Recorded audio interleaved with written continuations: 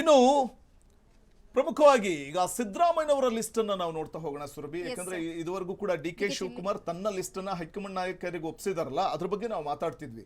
ಈಗ ಸಿದ್ದರಾಮಯ್ಯನವರು ಹೈಕಮಾಂಡ್ಗೆ ತಲುಪಿಸಿರುವಂತಹ ಆ ಒಂದು ಲಿಸ್ಟ್ ನಲ್ಲಿ ಯಾರ ಹೆಸರಿದೆ, ಯಾರೆಲ್ಲ ಸಚಿವ ಸ್ಥಾನಾಕಾಂಕ್ಷಿಗಳ ಹೆಸರುಗಳನ್ನ ಅವರು ಲಿಸ್ಟ್ ಮಾಡಿ ಕೊಟ್ಟಿದ್ದಾರೆ ಅನ್ನುವಂಥದ್ದನ್ನ ನಾವು ನೋಡ್ತಾ ಹೋಗೋಣ. ಇನ್ನು ಶಿವಮೊಗ್ಗದಿಂದ ಮಧು ಬಂಗಾರಪ್ಪ, ಚಾಮರಾಜನಗರದಿಂದ ಎಚ್ ಸಿ ಮಹದೇವಪ್ಪ ಹೆಸರು, ಚಾಮರಾಜನಗರದಿಂದ ಪುಟ್ಟರಂಗ ಶೆಟ್ಟಿ, ಹಾಗೆ ಬೆಂಗಳೂರಿಂದ ದಿನೇಶ್ ಗುಂಡೂರಾವ್. ಸಿದ್ದು ಲಿಸ್ಟ್ ನಲ್ಲಿರುವಂತಹ ಇನ್ನಿತರ ಹೆಸರುಗಳು ಶಿವರಾಜ್ ತಂಗಡಿಗೆ ಕೊಪ್ಪಳ, ಹಾಗೆ ಬಸವರಾಜ ರಾಯರೆಡ್ಡಿ ಕೊಪ್ಪಳ. ಇವರಿಬ್ರು ಕೂಡ ಸಿದ್ದರಾಮಯ್ಯನವರು ಆಪ್ತ ಬಳಗದಲ್ಲಿ ಗುರುತಿಸಿಕೊಂಡಂತವ್ರು. ಹಾಗೆ ಅಜಯ್ ಧರ್ಮಸಿಂಗ್ ಕಲಬುರಗಿಯಿಂದ, ಕೊಪ್ಪಳದಿಂದ ರಾಘವೇಂದ್ರ ಕೂಡ ಸಿದ್ದು ಲಿಸ್ಟ್ ನಲ್ಲಿ ಹೌದು. ಇನ್ನು ಚಿತ್ರದುರ್ಗದಿಂದ ಹೊಸದುರ್ಗ ಗೋವಿಂದಪ್ಪ, ಇನ್ನು ಧಾರವಾಡದಿಂದ ಸಂತೋಷ್ ಲಾಡ್ ಸಚಿವ ಸ್ಥಾನದ ಸಿದ್ದು ಲಿಸ್ಟ್ ನಲ್ಲಿ ಇರುವಂತಹ ಆಕಾಂಕ್ಷಿಗಳಿವರು. ಇನ್ನು ಚಿಕ್ಕಬಳ್ಳಾಪುರದಿಂದ ಎಂಸಿ ಸುಧಾಕರ್ ಇದ್ದಾರೆ, ಹಾಗೆ ಹಾಸನದಿಂದ ಶಿವಲಿಂಗಗೌಡರು ಕೂಡ ಇರುವಂತದ್ದು. ಇನ್ನು ಕೊಡಗಿನಿಂದ ಪೊನ್ನಣ್ಣ ಮತ್ತೆ ಬೆಳಗಾವಿಯಿಂದ ಅಶೋಕ್ ಪಟ್ಟಣ್ ಇಬ್ರು ಕೂಡ ಸಿದ್ದು ಲಿಸ್ಟ್ ನಲ್ಲಿ ಇರುವಂತಹ ಹೆಸರುಗಳಿವು. ಹೌದು. ಇನ್ನು ರಾಯಚೂರಿನಿಂದ ಹಂಪನಗೌಡ ಬಾದರ್ಲಿ, ಕೋನರೆಡ್ಡಿ ಕೂಡ ಇರುವಂತದ್ದು ಸಿದ್ದು ಲಿಸ್ಟ್ ನಲ್ಲಿ. ಇನ್ನು ಮಧು ಬಂಗಾರಪ್ಪ ಶಿವಮೊಗ್ಗದಿಂದ, ಚಾಮರಾಜನಗರದಿಂದ ಎಚ್ ಸಿ ಮಹದೇವಪ್ಪ ಕೂಡ ಸಿದ್ದು ಲಿಸ್ಟ್ ನಲ್ಲಿ ಇದ್ದಾರೆ. ಸಿದ್ದು ಆಪ್ತರ ಬಣ ಇದು. ಸದ್ಯ ಸಿದ್ದು ಲಿಸ್ಟ್ ನಲ್ಲಿ ಇರುವಂತವರು ಇರು ಸರ್. ನೋಡಿ, ಇಲ್ಲಿ ಸಿದ್ದು ಲಿಸ್ಟ್ ಅಂತ ನಾವು ನೋಡ್ತಾ ಹೋದ್ರೆ ಬಹುತೇಕ ಈಗ ಅಲ್ಲಿ ಸಿದ್ದರಾಮಯ್ಯನವರು ಕೊಟ್ಟಿರುವಂತಹ ಒಂದು ಲಿಸ್ಟ್ ಇದೆಯಲ್ಲ, ಆ ಲಿಸ್ಟ್ ಅಲ್ಲಿ ಬಹುತೇಕರು ಸಿದ್ದರಾಮಯ್ಯನವರು ಮುಖ್ಯಮಂತ್ರಿ ಆಗಿದ್ದಂತಹ ಸಂದರ್ಭದಲ್ಲಿ ಅವರ ಕ್ಯಾಬಿನೆಟ್ ನಲ್ಲಿ ಇದ್ದಂಥವರು ಬಹುತೇಕರಿದ್ದಾರೆ. ನಾವು ಅದನ್ನ ಗಮನಿಸ್ತಾ ಹೋಗಬಹುದು. ಸೊ ಯಾಕಂದ್ರೆ ಸಂತೋಷ್ ಲಾಡ್ ಇದ್ರು, ಸಚಿವರಾಗಿದ್ರು. ಸೊ ಸಂತೋಷ್ ಲಾಡ್ಗೆ ಮತ್ತೆ ಅವಕಾಶವನ್ನ ಕೊಡ್ಲಾಗುತ್ತಾ? ಅವರ ಒಂದು ಅನುಭವ ಇಲ್ಲಿ ಮತ್ತೆ ಅವ್ರನ್ನ ಸಚಿವ ಸ್ಥಾನಕ್ಕೆ ತೆಗೆದುಕೊಳ್ಳೋದಕ್ಕೆ ಸಾಧ್ಯ ಆಗುತ್ತಾ? ಎಂ ಸಿ ಸುಧಾಕರ್ ಇದ್ದಾರೆ, ಶಿವಲಿಂಗೇಗೌಡರು ಪ್ರಯತ್ನ ಮಾಡ್ತಿದ್ದಾರೆ. ಇನ್ನು ಪೊನ್ನಣ್ಣ ಸಿದ್ದರಾಮಯ್ಯನವರು ಆಪ್ತ ಬಳಗದಲ್ಲಿ ಗುರುತಿಸಿಕೊಂಡಂತವ್ರು, ಅಶೋಕ್ ಪಟ್ಟಣ್ ಇದ್ದಾರೆ, ಅವ್ರಿಗೇನಾದ್ರೂ ಅವಕಾಶ ಸಿಗುತ್ತಾ ನೋಡ್ಬೇಕು. ಹಂಪನಗೌಡ ಬಾದರ್ಲಿ ಮತ್ತೆ ಎನ್ ಎಚ್ ಕೋನರೆಡ್ಡಿ ಧಾರವಾಡ ಕ್ಷೇತ್ರದ ಅಂದ್ರೆ ಧಾರವಾಡ ಜಿಲ್ಲೆಯ ನಾಯಕರವರು.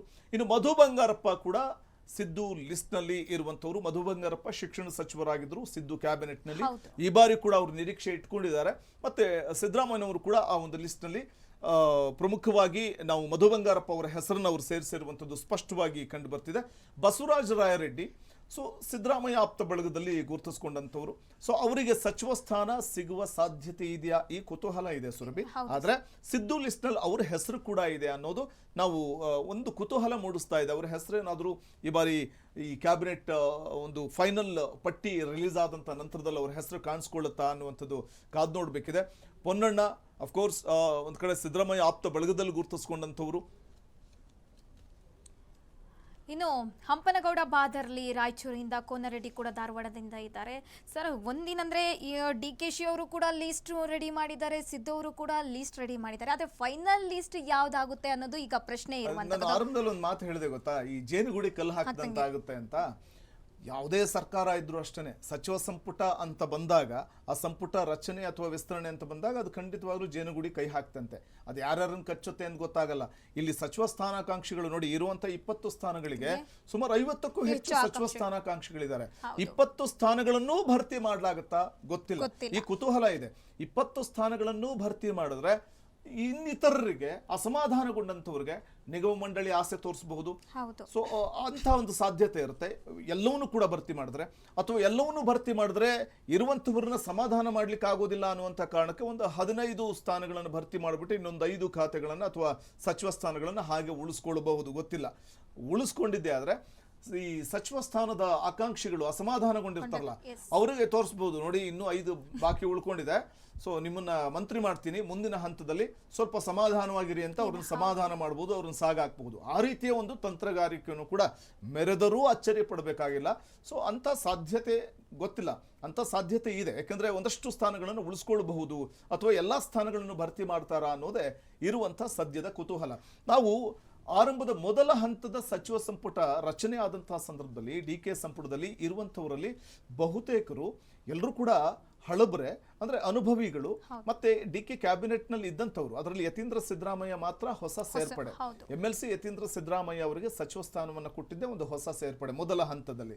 ಸೊ ಹಾಗಾಗಿ ಬಹುತೇಕ ಸಿದ್ದು ಕ್ಯಾಬಿನೆಟ್ ನಲ್ಲಿ ಇದ್ದಂಥವ್ರು ಮತ್ತು ಸಿದ್ದರಾಮಯ್ಯನವರ ಆಪ್ತ ಬಳಗದಲ್ಲಿ ಗುರುತಿಸ್ಕೊಂಡಂಥವರೇ ಹೆಚ್ಚಾಗಿ ಅಲ್ಲಿ ಕಾಣಿಸ್ಕೊಂಡ್ರು.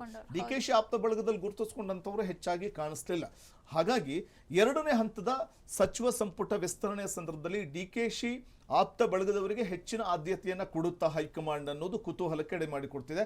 ಆದ್ರೆ ಎರಡನೇ ಹಂತದ ಸಚಿವ ಸಂಪುಟ ವಿಸ್ತರಣೆಯ ಸಂದರ್ಭದಲ್ಲಿ ಕೂಡ ಸಿದ್ದರಾಮಯ್ಯನವರು ಒಂದು ಲಿಸ್ಟ್ ಕಳಿಸಿದಾರಲ್ಲ, ತಮ್ಮ ಆಪ್ತರನ್ನ ಒಂದ್ ಕಡೆ ಪರಿಗಣನೆಗೆ ತೆಗೆದುಕೊಳ್ಬೇಕು ಅಂತಂದಾಗ ಸಹಜವಾಗಿಯೇ ಸಿದ್ದರಾಮಯ್ಯನವರ ಲಿಸ್ಟ್ ಅನ್ನು ಕೂಡ ಪರಿಗಣನೆಗೆ ತೆಗೆದುಕೊಳ್ಬೇಕಾಗುತ್ತೆ. ಹಿರಿಯ ನಾಯಕರು ಮತ್ತೆ 2 ವರ್ಷ ಅಂತ ಏನಾದ್ರೂ ಒಂದ್ ಕಡೆ CM ಗದ್ದುಗೆ ವಿಚಾರದಲ್ಲಿ ಚರ್ಚೆ ಆಗಿತ್ತು ಅಂತಂದಾಗ ಅದೇ ವಿಚಾರಕ್ಕೆ ಸಂಬಂಧಪಟ್ಟಂತೆ ಹೈಕಮಾಂಡ್ ನಾಯಕರು ಸೂಚನೆ ಕೊಟ್ಟ ಬಳಿಕ ಮರು ಮಾತನಾಡದೆ ಹೈಕಮಾಂಡ್ ಸೂಚನೆ ಮೇರೆಗೆ ಸಿದ್ದರಾಮಯ್ಯನವರು CM ಸ್ಥಾನದಿಂದ ಕೆಳಗಿಳಿದ್ರು.